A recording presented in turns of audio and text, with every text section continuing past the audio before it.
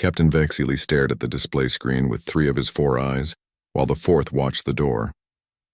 His scales rippled with confusion as he looked at the signal that should not exist.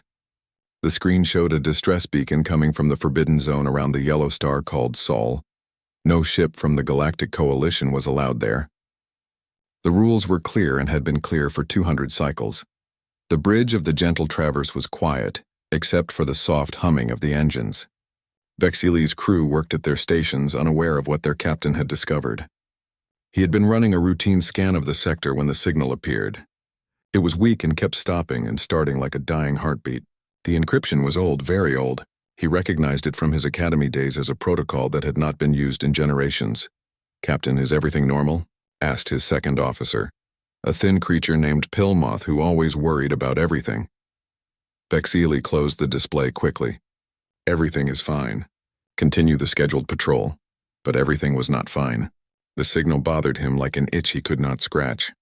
The quarantine around Sol 3, the planet the old records called Earth, had been established long before Vexili was born. The planet was classified as a death world, a place where evolution had gone wrong and created monsters.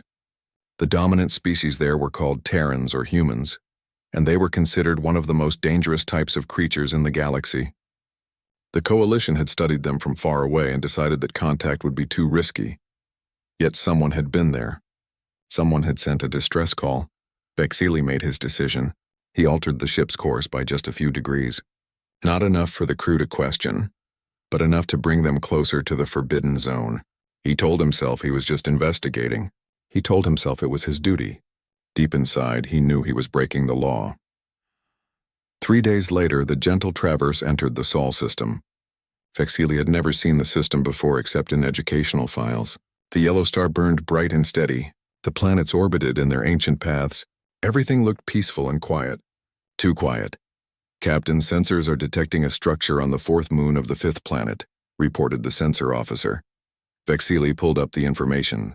The 5th planet was the gas giant called Jupiter. Its 4th moon was named Europa. The structure was small, built into the ice.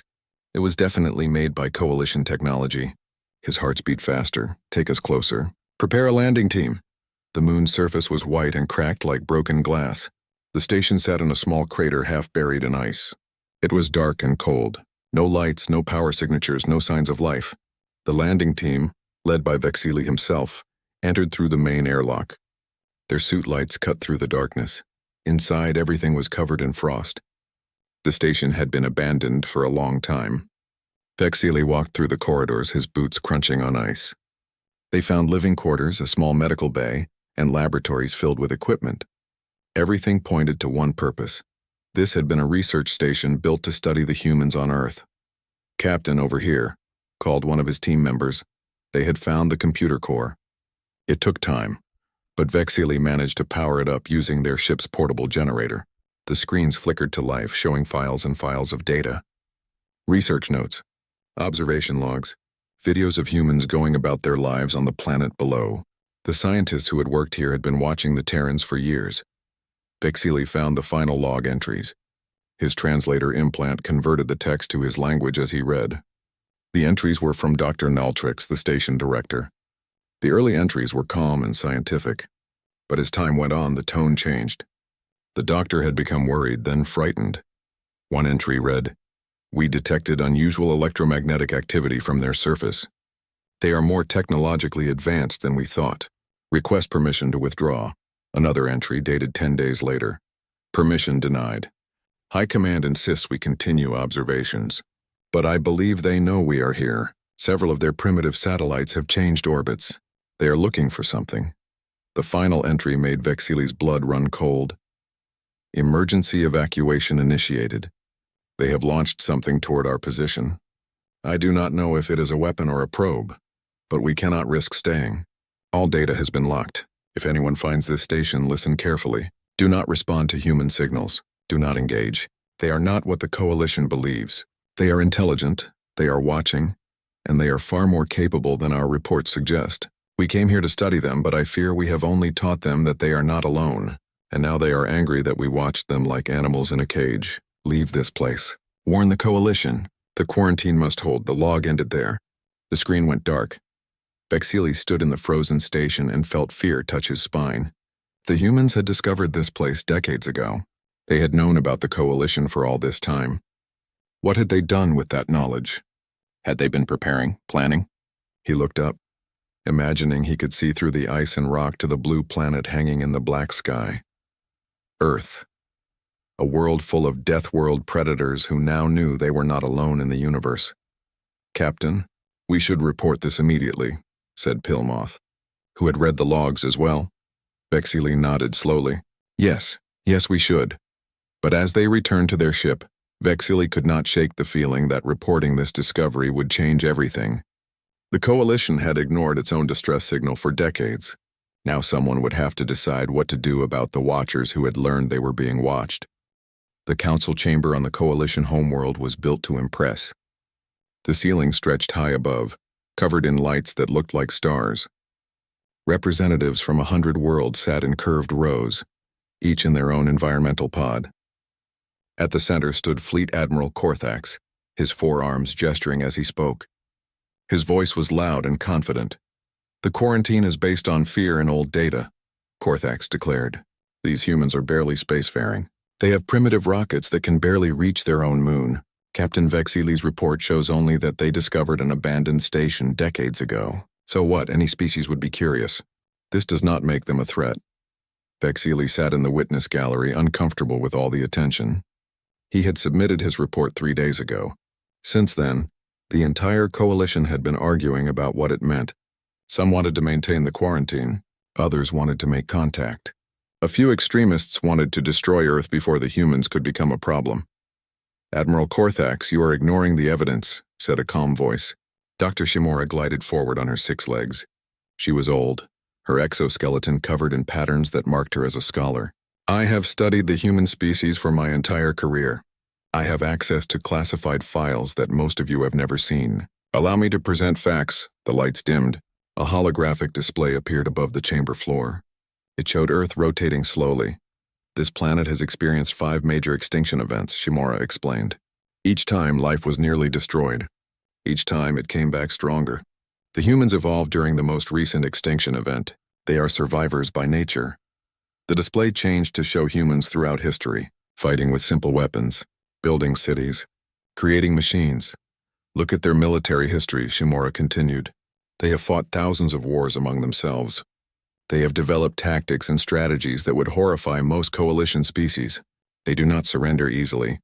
They do not give up. When faced with impossible odds, they adapt and overcome." "That was their past," Korthax interrupted. "They are civilized now."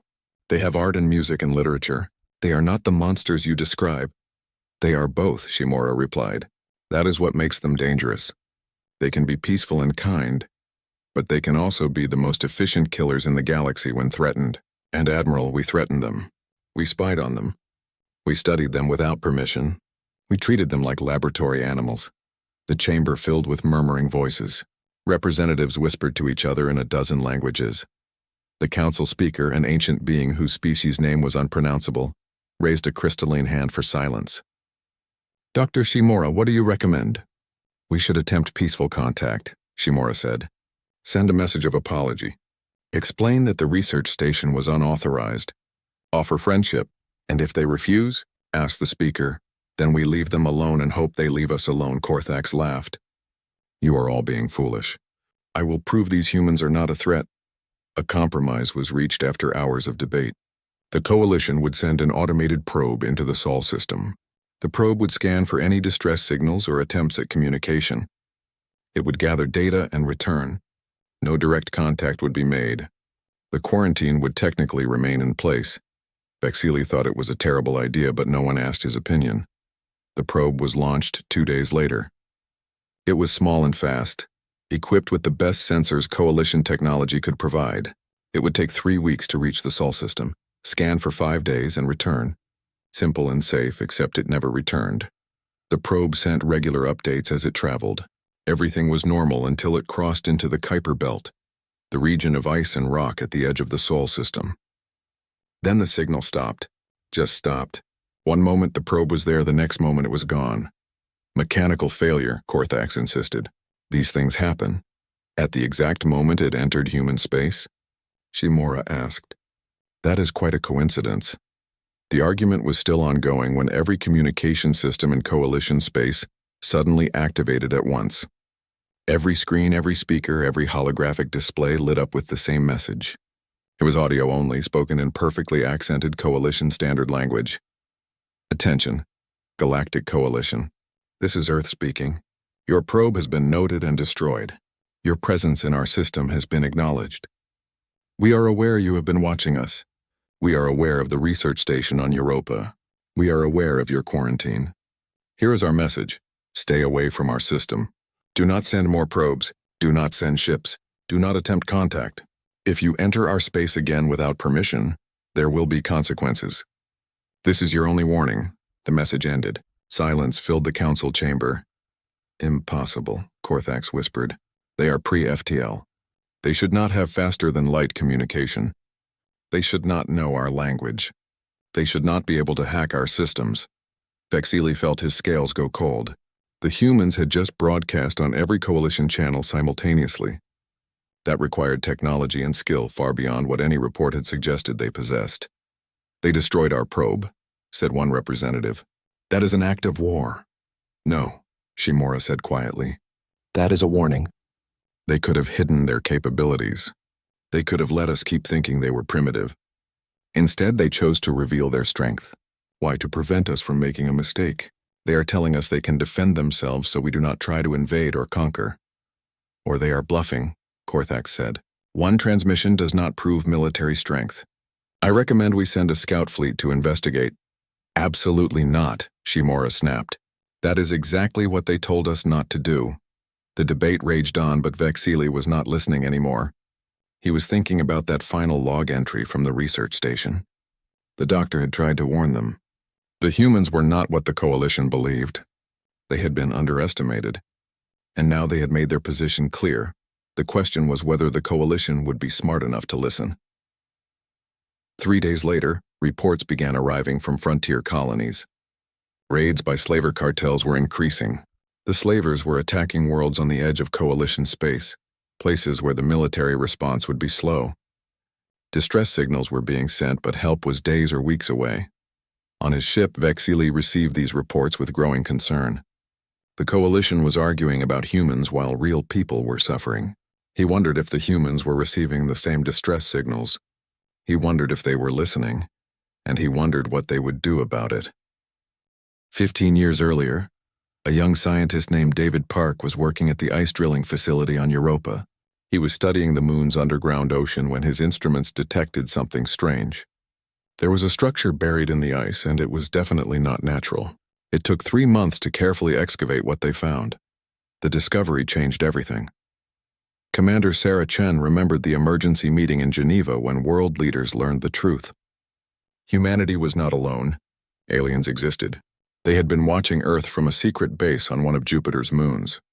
The base had been abandoned in a hurry, but it left behind enough technology and data to prove that someone out there was studying humanity like researchers studying animals in a zoo. What do we do? The UN Secretary General had asked. Sarah, then just a captain in the United Earth Defense Force, had been in that meeting as a military advisor. She remembered the fear and anger in the room. Some leaders wanted to broadcast messages into space demanding answers. Others wanted to prepare for invasion. Everyone had an opinion. It was her commander, General Zhao, who made the decision that shaped Earth's policy for the next 15 years. We do nothing, he said. We watch, we learn, we prepare.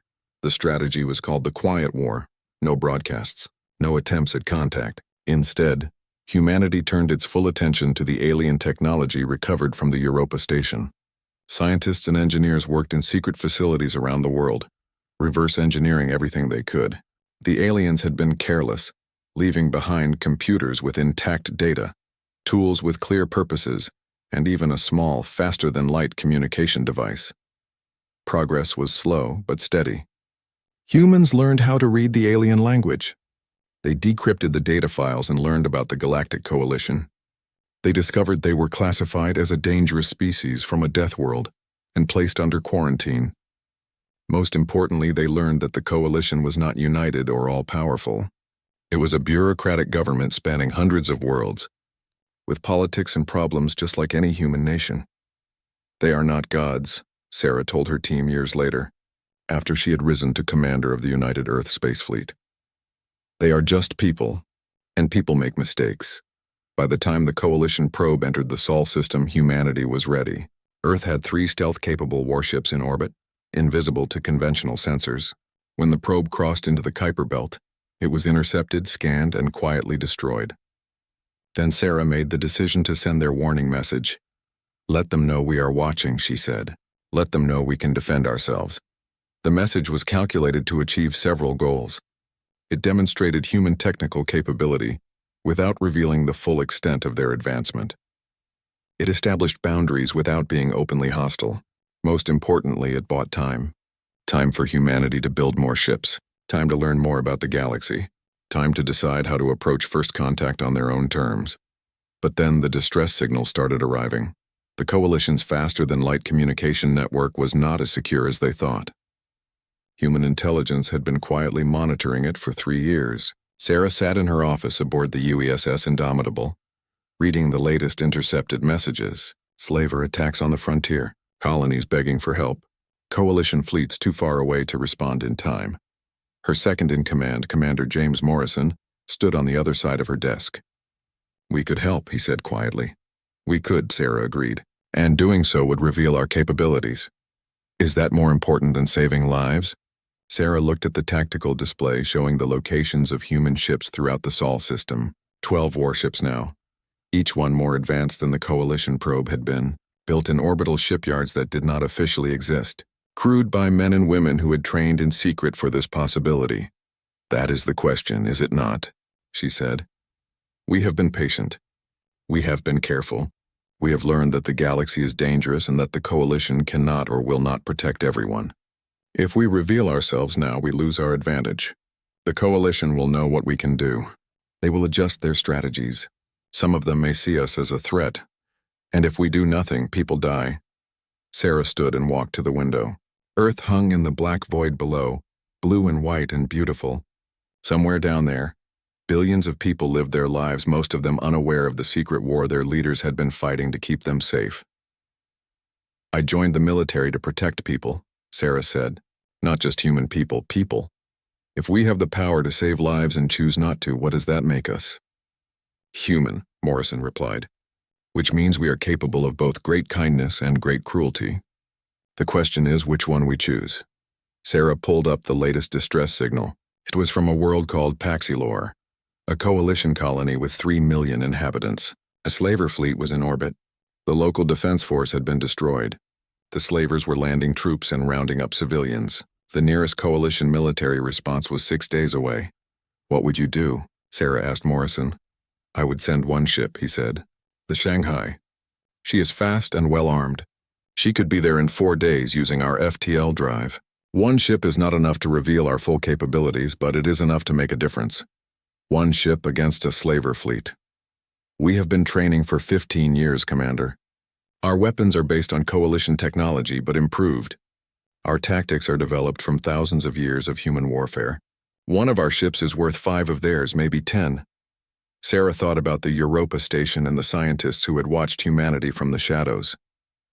She thought about their final log entry warning the Coalition about what they had found. Those scientists had been right.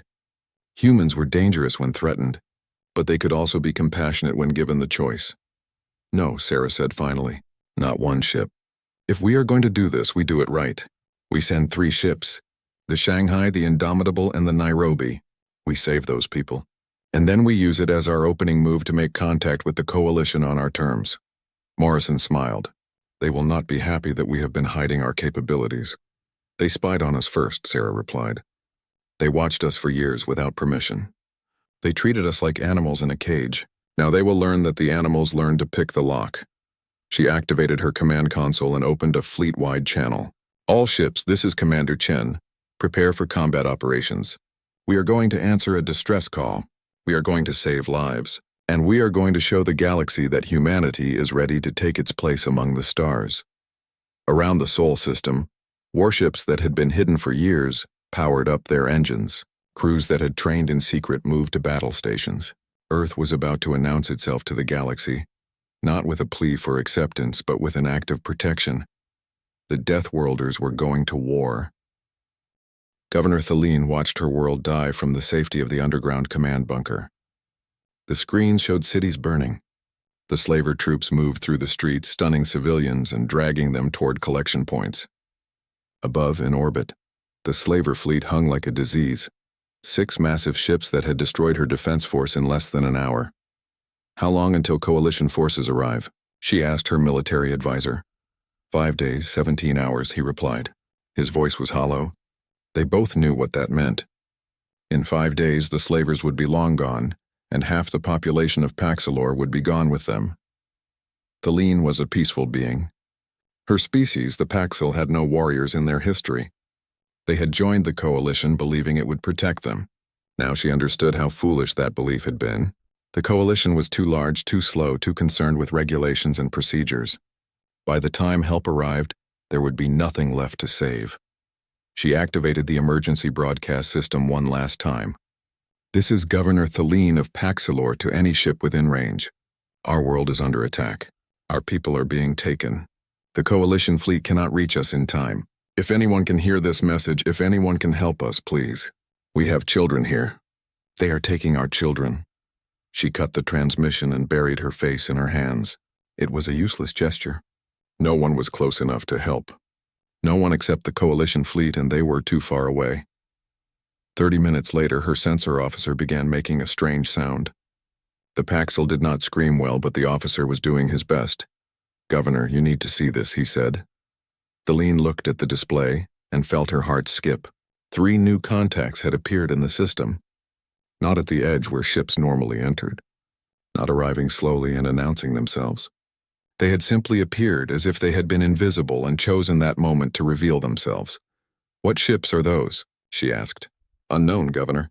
They are not transmitting identification codes. They are not in any database, but they are moving fast, very fast." On the screen, the 3 unknown ships accelerated toward Paxilor at speeds that should not be possible. The slaver fleet detected them too. Thaleen watched as the slavers scrambled to respond, pulling their ships into defensive formation. Then the shooting started. Captain Vexili had been reassigned to Paxilor 3 months ago, a punishment for his unauthorized investigation of the Europa station. He commanded a small orbital station that monitored traffic and provided communication support. When the slavers attacked, his station had been too small and poorly armed to fight. He had watched helplessly as the defense fleet died. Now he watched something impossible happen. The 3 unknown ships did not slow down as they approached the slaver fleet. They did not call for surrender. They simply opened fire with weapons that Vexili had never seen before. Bright blue beams that cut through shields like they were not there. Missiles that moved in impossible patterns, dodging defensive fire and striking with perfect accuracy. The first slaver ship exploded in a ball of fire. The second lost its main engines and began tumbling through space. The 3rd, 4th, and 5th turned to face the attackers, launching everything they had. It did not matter. The unknown ships moved like living things, dancing between incoming fire with grace that defied physics. Their weapons were relentless and precise. In less than 10 minutes, 5 of the 6 slaver ships were destroyed or disabled. The 6th tried to run, engaging its faster-than-light drive to escape. One of the unknown ships pursued. Vexili watched on his sensors as the chase played out. The slaver ship was fast, but the unknown ship was faster. It caught up, fired once, and the slaver ship simply ceased to exist. Then, as suddenly as they had appeared, the 3 unknown ships returned to Paxilor orbit. One of them, the largest, positioned itself directly in front of Vexili's station. He got his first clear look at it on the visual display. The ship was beautiful in a dangerous way, sleek and dark, covered in armor that seemed to shift and change in the light. Weapons bristled from its hull. It was not a large ship by coalition standards, maybe 300 meters long, but Vexili had just watched it help destroy an entire slaver fleet. His communication system activated. A voice spoke in perfect coalition standard. It was a strange voice with an accent Vexili could not place. The tone was calm and measured. "Attention Paxilor and Coalition Station. This is Commander Sarah Chen of the United Earth spaceship Indomitable. The hostile fleet has been neutralized. We are beginning rescue operations for any civilians taken aboard slaver vessels. We will remain in orbit until Coalition forces arrive to ensure no further attacks occur. This system is now under human protection. Vexili felt his scales go numb. Human. The ship was from Earth. The quarantined world. The death world that was supposed to be primitive and pre-FTL. He pulled up the recording of the battle and watched it again. 47 minutes. That was how long it had taken 3 human ships to destroy a slaver fleet that had defeated the Paxil Defense Force. "What do we do, Captain?" asked his communications officer. Vexili did not know. This was not in any manual or regulation. First contact with a quarantined species was supposed to be controlled and careful. It was not supposed to happen in the middle of a battle. It was not supposed to happen because the quarantined species decided to save lives. He activated his transmitter. "Commander Chen, this is Captain Vexili of Coalition Monitoring Station 7. On behalf of Governor Thaleen and the people of Paxilar, I thank you for your assistance." There was a pause. Then the human commander replied, "Captain Vexili, I have read your report about the Europa Station. You are the one who discovered what we already knew, that your people were watching us." "Yes, Commander. Then you understand why we have been reluctant to make contact. You treated us like laboratory animals. You studied us without permission. But when you sent a distress signal, even an old one from an abandoned station, we still investigated. And when we heard the people of Paxilor calling for help, we responded. That is the difference between us." Vexili had no response to that. Governor Thaleen's voice came over the channel. "Commander Chen, our people are in your debt. How can we repay you? You can tell your coalition that humanity is no longer accepting the quarantine." Sarah replied. "We are here. We are advanced. We are capable. And we will not be ignored or dismissed. We will discuss terms when your fleet arrives. Until then, my ships will protect this world." Down on the planet's surface, transport shuttles with Earth markings began landing near the collection points where civilians had been gathered. Human soldiers in armor deployed, providing medical aid and security. They moved with efficiency and purpose, speaking through translators to calm frightened families. Vexili watched it all from his station. The Deathworlders had come to the galaxy, not as conquerors or refugees, not as primitives seeking guidance. They had come as protectors, as warriors, as equals, who would not accept anything less than respect. He thought about the council debates and Admiral Korthax's dismissive attitude. He thought about Dr. Shimura's warnings. The humans had been patient. They had been watching and learning and preparing. They had waited for the right moment to reveal themselves, and they had chosen to do it by saving lives. Vexili sent a priority message to Coalition High Command. The message was simple. The humans are here, and we were wrong about everything. The Coalition Council chamber had never been so full. Every representative was present. Every seat was occupied. The gallery was packed with observers and journalists. Even species that usually avoided politics had sent delegates. Everyone wanted to see what would happen when the humans arrived. Fleet Admiral Korthax stood at his usual position, but he was not speaking. His 4 arms were crossed and his expression showed anger barely controlled. He had argued for military action. He had insisted the humans were bluffing. He had been proven completely wrong and everyone knew it. Dr. Shimura sat in her section looking tired but satisfied. She had warned them. She had told them exactly what would happen if they underestimated Earth. No one had listened until 3 human warships destroyed a slaver fleet in less than an hour. The past 4 days had been chaos. Reports flooded in from Paxilor. The humans had not just defeated the slavers. They had rescued every single civilian who had been taken. They had provided medical care. They had even helped repair damaged infrastructure, all while their warships maintained orbit, scanning the system for any additional threats. Coalition intelligence had analyzed every second of the battle recordings. Their report was devastating. Human technology was not slightly ahead of Coalition standard. It was decades ahead in some areas. Their weapons were more efficient. Their shields were stronger. Their ships were faster. Worst of all, their tactical coordination suggested military training and experience far beyond what a pre-FTL species should possess. "How long have they been preparing?" one representative had asked. 15 years, the intelligence director had replied. "Since they discovered the Europa Station." They have been watching us, learning our language, studying our technology, and building a fleet, all while we believed they were primitive and unaware of us. Now the moment had arrived. A human representative was coming to the council. Not on a coalition ship, on her own ship.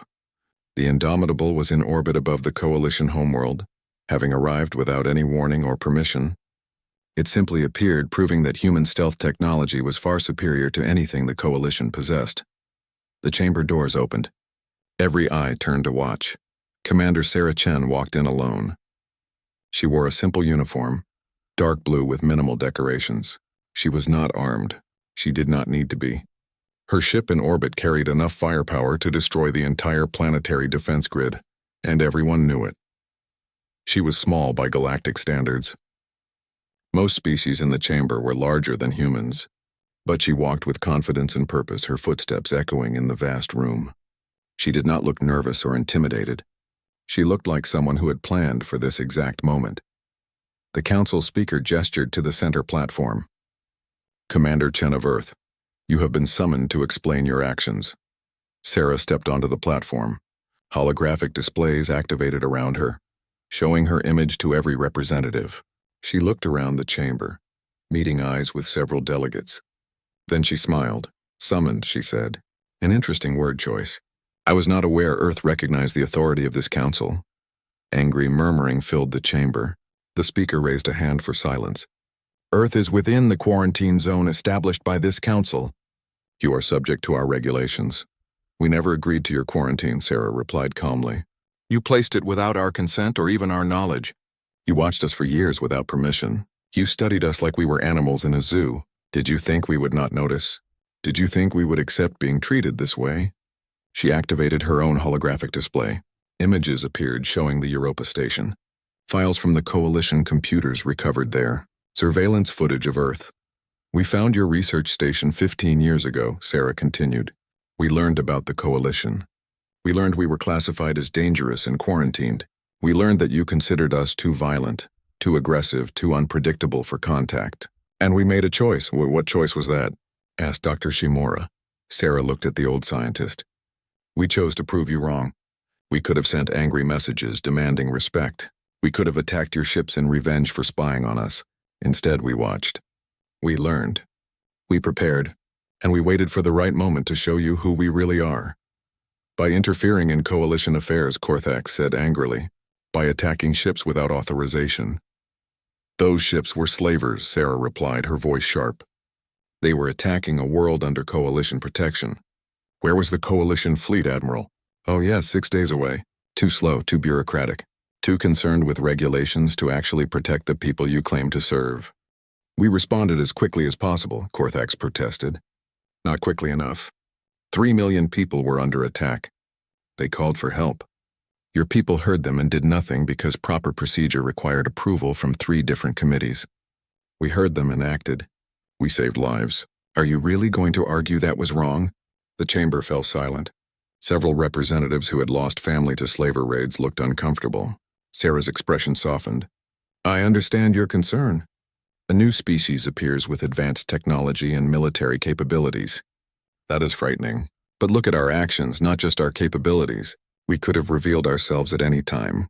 We could have used our knowledge of your communications to cause chaos. We could have seen your weakness and exploited it. Instead, we chose to help. We chose to save lives. She pulled up another holographic display.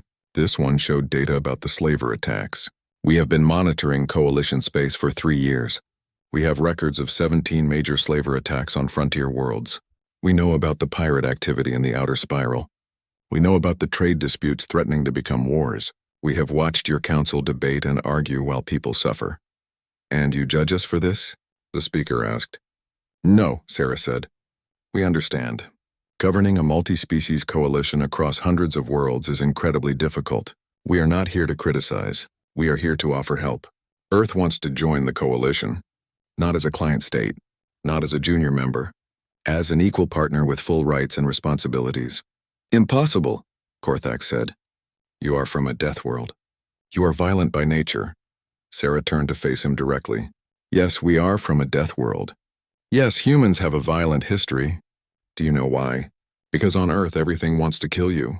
The weather, the animals, the diseases, even the plants. We evolved to survive in a hostile environment. That made us strong. That made us adaptable. That made us dangerous when threatened. But it also made us compassionate. When we see others suffering, we help because we know what suffering means. She gestured to the display showing the Paxilor rescue. You call us violent. I call us protective. You see warriors. I see people who understand that sometimes force is necessary to defend the innocent. Your council spent 4 days debating what to do about us. In those same 4 days, we saved 3 million lives, rebuilt damaged cities, and protected a world you could not protect. Dr. Shimura stood. What exactly are you proposing, Commander? Full membership in the Galactic Coalition, Sarah said. Earth will contribute ships, resources, and personnel. We will participate in joint operations. We will share technology. We will open diplomatic relations. In return, we want the same rights as any other member world. Access to trade routes. Representation on the Council. Recognition of our sovereignty. And if we refuse? The speaker asked. Sarah's smile faded. Then we remain independent. We will continue to operate in coalition space as we see fit. We will respond to distress calls. We will protect those who cannot protect themselves. We will do this with or without your approval. The difference is that as members, we work with you. As outsiders, we work around you. That sounds like a threat, Korthak said. It is a statement of fact, Sarah replied. Earth is no longer hiding. We are here. We are capable. We are not going away. You can treat us as partners or as unpredictable outsiders. Which would you prefer? The chamber erupted in discussion. Representatives argued in a dozen languages. Some were angry. Some were frightened. But many looked thoughtful. The human had made valid points. They had shown strength but also restraint. They had saved lives when the coalition could not. After 2 hours of debate, the council called for a vote. It was not unanimous. Several worlds voted against accepting Earth, but the majority voted in favor. The motion passed. The speaker stood. By the authority of this council, Earth is granted provisional membership in the Galactic Coalition. Full membership will be granted after a review period of 2 standard cycles. Welcome to the galaxy, Commander Chen. Sarah bowed slightly. Thank you. I look forward to working with all of you. As the formal session ended, Dr. Shimura approached Sarah. That was quite a performance, the old scientist said. It was honest, Sarah replied. We meant every word. I know. That is what makes it effective. Come, let us find somewhere quiet to talk. You and I have much to discuss about how Earth will integrate into coalition society. That evening, Captain Vexili was granted a private meeting with Commander Chen. They met in a small conference room aboard the Indomitable. Vexili was nervous. He had never been on a human ship before. Thank you for meeting with me, he said. You discovered the truth, Sarah replied. That makes you important to this story. They sat across from each other. Sarah poured drinks. Some kind of earth beverage she called tea. Vexili sipped it carefully. It was warm and pleasant. I have been thinking about your final transmission, Vexili said. You told us we could have responded to your signals decades ago, that we made you dangerous by ignoring you. That was perhaps too harsh, Sarah admitted. The coalition did what it thought was right. But yes, if you had approached us with respect instead of surveillance, things might have been different. What will your people do now? Sarah looked out the window at the coalition homeworld below. We will explore. We will trade. We will make friends. We will build a future among the stars. And yes, we will fight when necessary to protect those who cannot protect themselves. You believe war is inevitable? I believe conflict is part of existence, Sarah said. But so is cooperation. So is kindness. So is hope. Humans contain all of these things. We can be the best or the worst depending on the situation. The trick is choosing which one we want to be. Vexili finished his tea. I am glad you chose to help at Paxilor. So are we, Sarah said with a smile. Now comes the hard part. Teaching the galaxy that the Deathworlders are not monsters. We are just people trying to survive and make things better. Some of your people will never trust us, but I hope you will. I will try, Vexili promised. As he left the Indomitable and returned to his shuttle, Vexili looked back at the human warship. It was still intimidating, still powerful, still dangerous. But now he understood it differently. It was not a weapon aimed at the galaxy. It was a shield protecting those in need. The Deathworlders had arrived, and the galaxy would never be the same.